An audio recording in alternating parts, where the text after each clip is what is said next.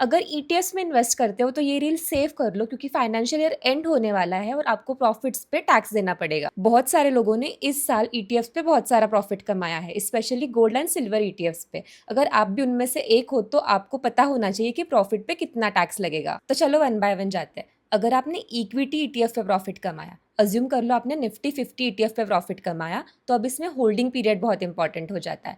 अगर आपने 12 मंथ्स तक होल्ड किया था तो ये आपका शॉर्ट टर्म कैपिटल गेन बन जाता है, जिसके ऊपर 20% टैक्स लगेगा। लेकिन अगर आपने 12 मंथ्स के बाद सेल किया था तो ये लॉन्ग टर्म कैपिटल गेन बन जाता है, जिसके ऊपर 12.5% टैक्स लगेगा।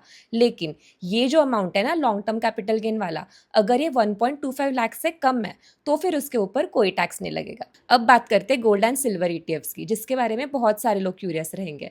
अगर आपने 12 मंथ्स तक गोल्ड या सिल्वर ईटीएफ होल्ड करके फिर बेचा तो ये शॉर्ट टर्म कैपिटल गेन बन जाएगा। इसके ऊपर स्लैब रेट के हिसाब से टैक्स लगेगा। मतलब आपको जो income tax slab rate applicable है उस रेट के हिसाब से इसके ऊपर टैक्स लगेगा। लेकिन अगर आपने 12 मंथ्स के बाद बेचा तो ये लॉन्ग टर्म कैपिटल गेन बन जाएगा, जिसके ऊपर 12.5% टैक्स लगेगा। याद रखो कि इसके ऊपर कोई 1.25 लाख का एग्जम्पशन लिमिट नहीं है। अगर आपका गेन 1.25 लाख से कम भी है तो भी इसके ऊपर टैक्स लगेगा।